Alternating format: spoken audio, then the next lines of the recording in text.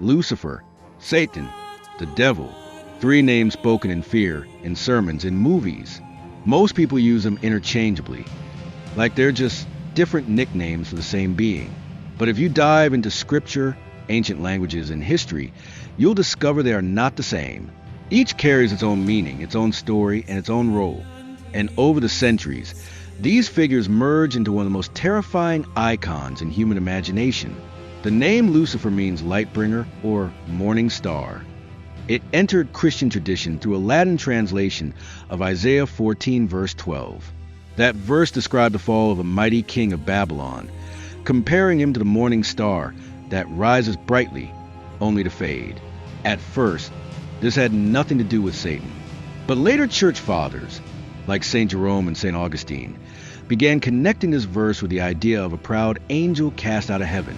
From there, the story grew. Lucifer became known as God's brightest angel, beautiful but consumed by pride. According to this interpretation, his desire to rise above God led to his downfall. Writers and artists took this concept further.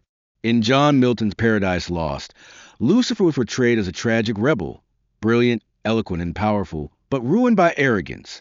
The story of Lucifer became a cautionary tale.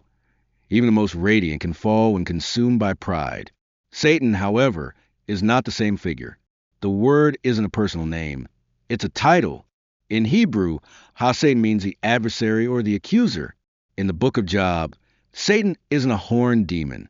He appears more like a prosecutor in a courtroom, testing Job's faith, but only with God's permission. In other early passages, Satan is simply an opposer, someone who obstructs or challenges. But over time, this role evolved. By the New Testament, Satan had become more than an adversary.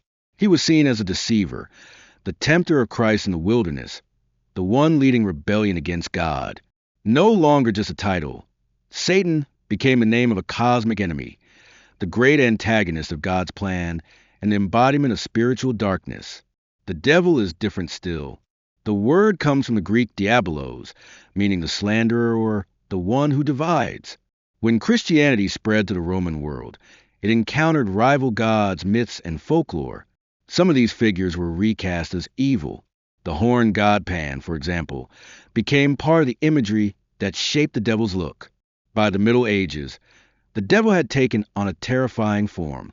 Artists painted him with horns, claws, wings, tails, and fiery red skin. Preachers used these images to strike fear into congregations.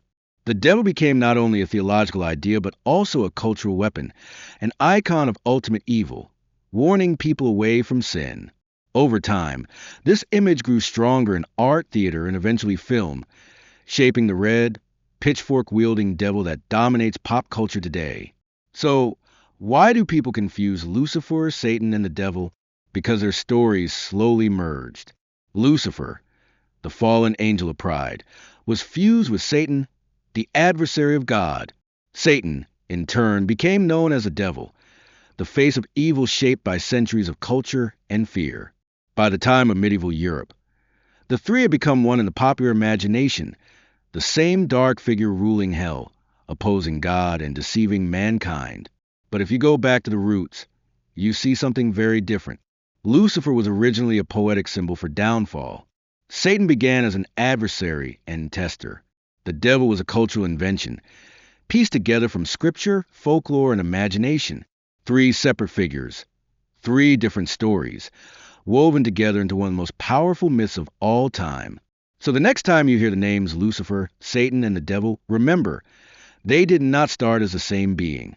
They became one through centuries of interpretation, fear, and storytelling. And the question that remains is this: do you believe in the myth that history created, or in the distinctions that were there from the very beginning? Kindly subscribe to this channel, like, and share for more videos that uncover hidden truths and forgotten histories.